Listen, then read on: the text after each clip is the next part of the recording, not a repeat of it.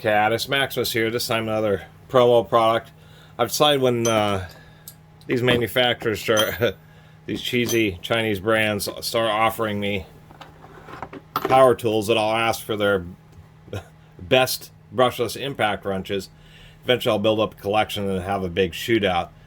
90 bucks. I guess a lot of people are buying these things just because they're cheap brushless impact wrenches, and when they look at the cost of the dewalts and Milwaukees and Makitas, they just say, oh, I only need it occasionally. And to tell you the truth, it's probably what they're good for. If you want to have something that's just, you know, you have problems with flat tires, or make it easier to change a flat tire, a little $90 impact wrench, it's probably all you need.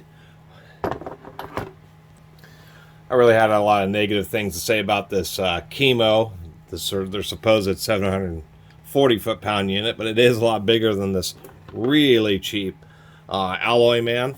Although I'll have to admit that the LED light on this one is probably just a little bit better, because it points out from the front rather than just being a little weak light that shines up from the bottom. Otherwise, this thing is cheap. This has a cheap feeling battery, supposedly 4 amp hour. It did come fully charged, and you're supposed to actually have them sit at like half charge. Kind of seems like a Makita style, but what's interesting is it's like these batteries are meant to, you can just see there's like a concentric circular jack barrel plug, and it seems like there's some kind of really cheesy charger that just plugs in directly to charge there. Do have 2 white contacts and a third contact, which is a thermal.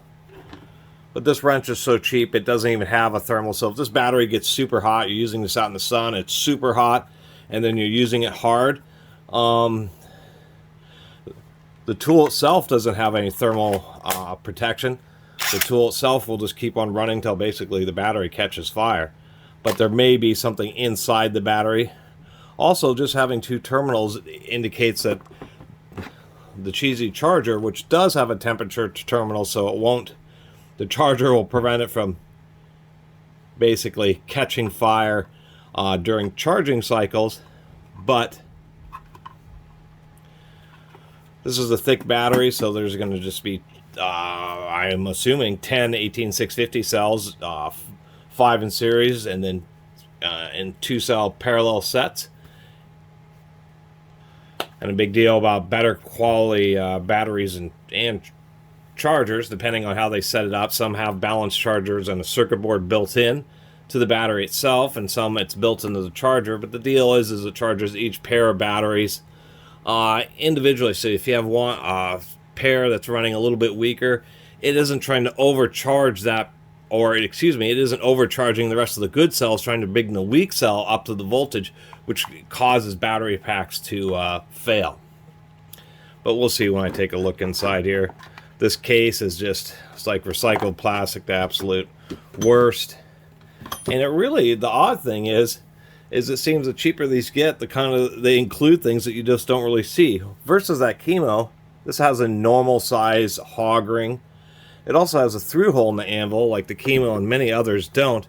And this is actually what kind of blew me away, is it has retaining pins. The reason impact sockets have through holes is exactly this, that you have a retaining pin that locks the socket onto the anvil, and then you have an O-ring which holds that retaining pin.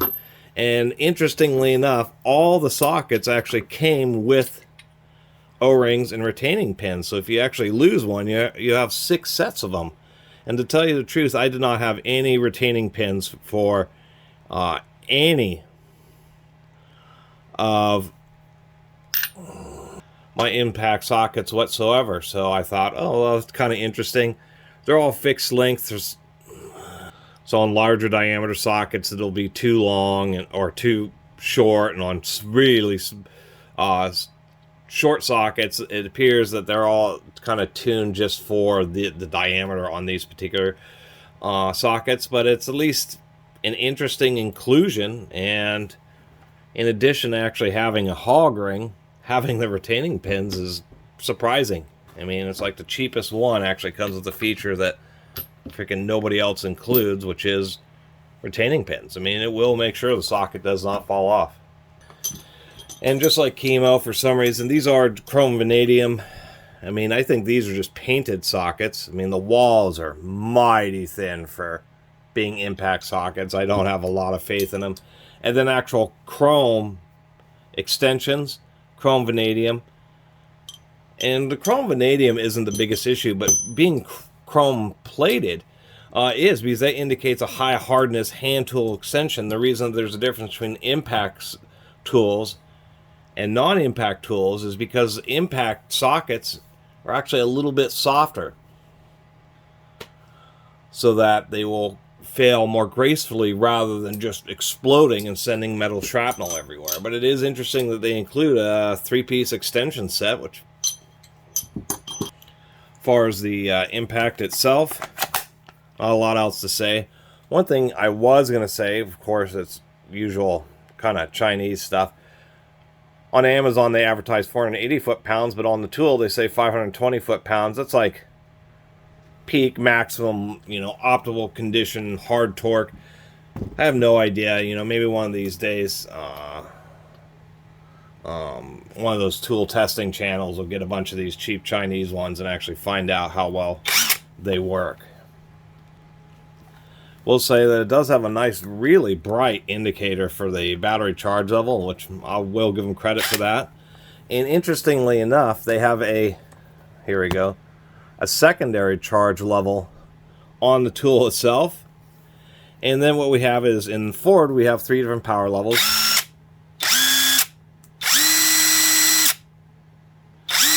And then it actually detects when you're in reverse. You can see the lights change. And so in reverse, you have a low, high, and then DeWalt and actually some other companies are doing this too, which is a special fastener removal mode where it'll impact like a pulse mode, essentially, so that when you're impacting, the nut doesn't come completely flying off and spinning out of the socket.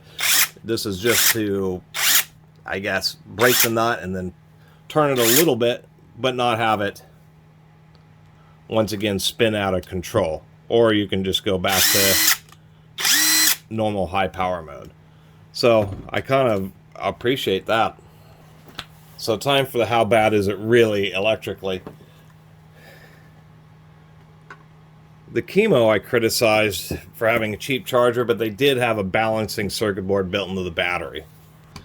Oh, and before I forget, just like the chemo, on these cheesy ones, they are brushless motors, but they're not censored, so they don't really have a...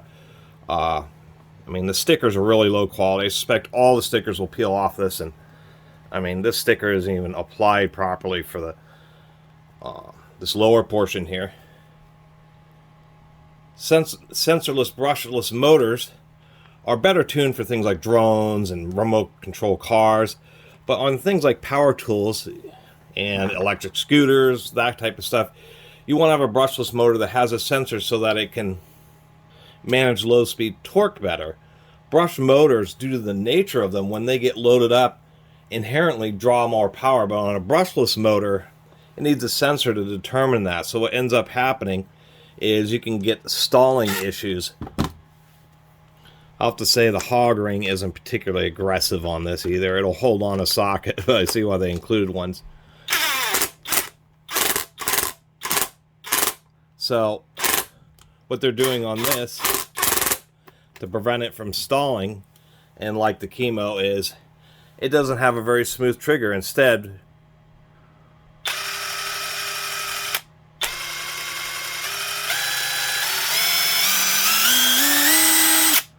it has more stages. It's less stepped. They have a series of steps rather than just being completely smooth, although I'll admit this one's just a little bit better.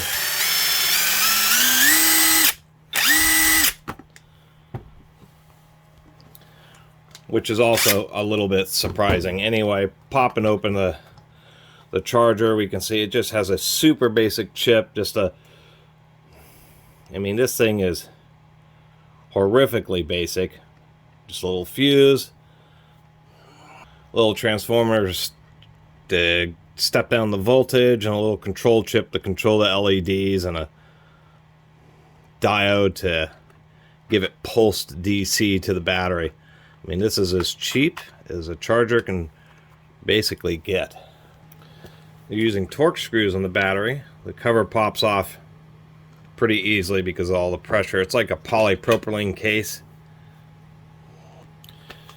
And indeed, they do have a balance charger built into the battery itself.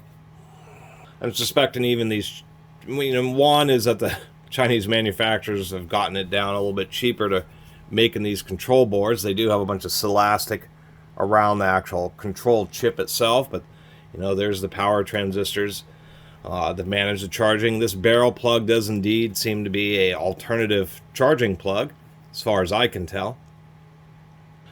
But they may have learned were so many people returning batteries because they would just fail from unbalanced charging, especially like on these when they're using lower quality cells, that they found that it's cheaper for them to include a balance charger in the battery than it is to actually swap out batteries. We do see a little thermal sensor held down by Kapton tape, so there indeed is a thermal sensor. And it isn't just a complicated control board, although that's a big indicator that it is indeed balance charging, but it's the fact that we can see all these wires going to these different terminals.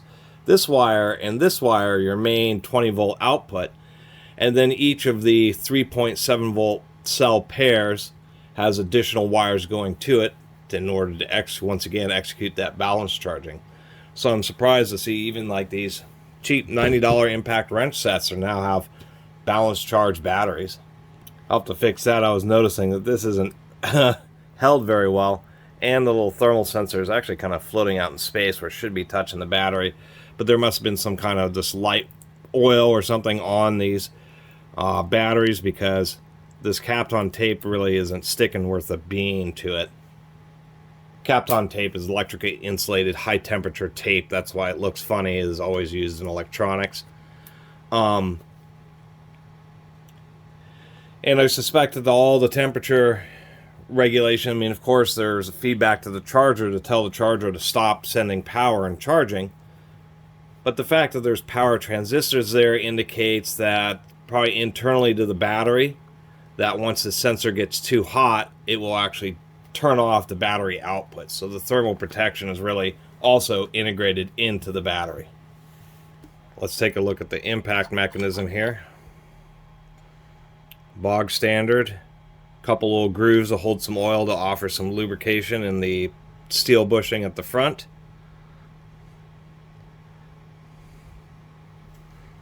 Otherwise, nothing too special. Bog standard, like the universal design for all impacts that are electric, is this kind of hammer mechanism. I can't remember what it's called, but it just has a shaft, 2 ball bearings, and as it spins around, these 2 dog teeth interact with the anvil, and when it gets stuck, the motor twists this whole carriage. The ball bearings draw this hammer mechanism up until it slides right over the top, and there's a few YouTube videos on how these working in action, and it spins around and delivers an impact blow. I guess they'd put some grease, not a ton, and 3 drive gears, which also seems to be becoming a lot more common. It is metal on the internals, of course, sintered sun gear, the motor's ball bearing, and a ball bearing to support the carriage. 9 screws in the body. Let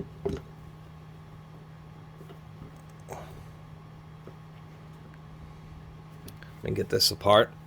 And there we have it. Part of the reason China could make these so cheap, one is not just volume scaling, but also China's the neodymium magnets in these motors. China is the world's largest mining and supplier of rare earth metals like neodymium.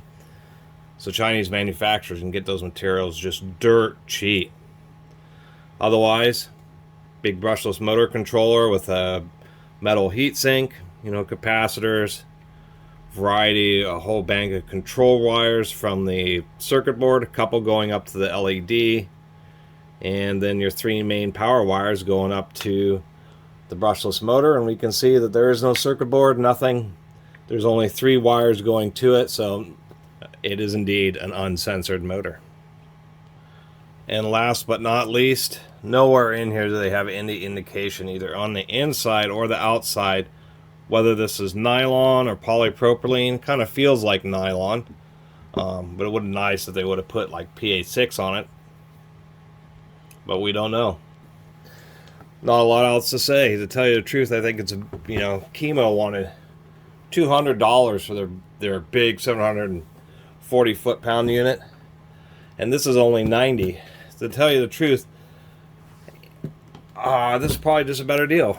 If you just want a super cheap, don't really have to care about it, wait till a used one or an open box shows up on Amazon, you can probably get this for like $60, $70 or something like that.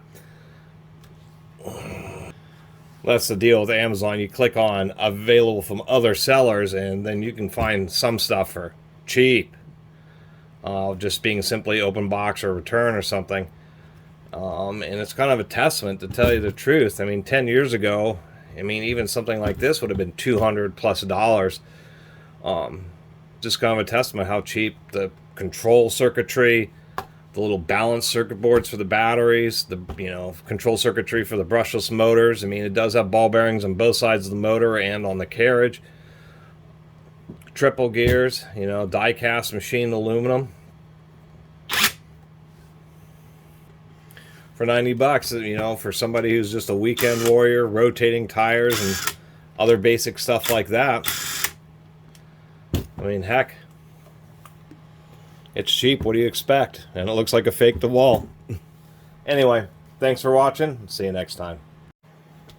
A couple things I forgot to mention that I realized I probably should have. One, about this AalloyMan, it really, even down to this texturing right here, they just copied DeWalt's grip. And if you're going to copy somebody's ergonomics, DeWalt's are pretty good. I do like the grip. Chemo's just a bit fatter. It's okay, but it's not my favorite.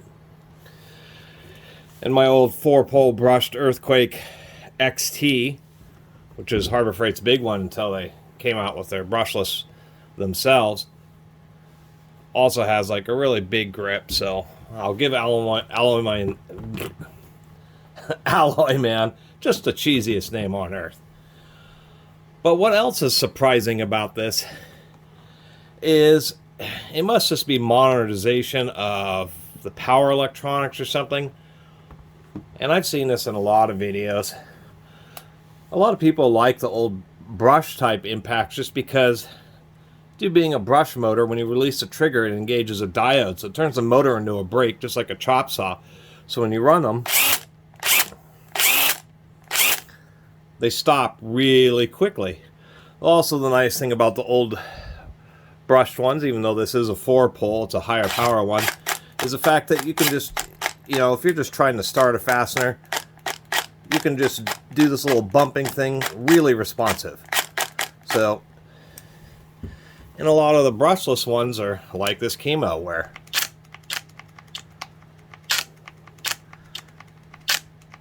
really hard to do a bumping action when you run it.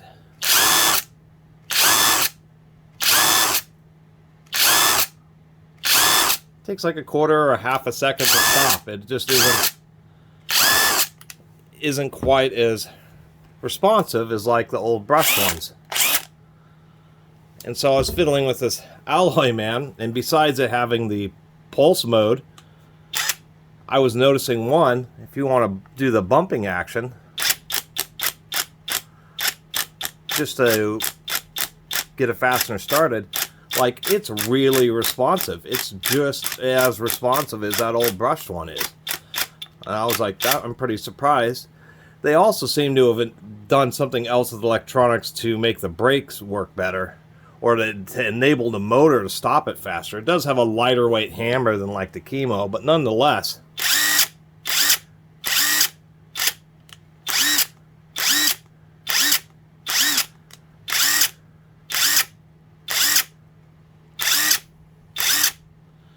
it does stop pretty quickly, which is surprising. So other Chinese manufacturers, until I collect up more of them, surprisingly enough, as cheesy as this is, it actually has, arguably, For 90 bucks, some decent functionality. Good ergonomics. Pretty good brake. Stops pretty quickly.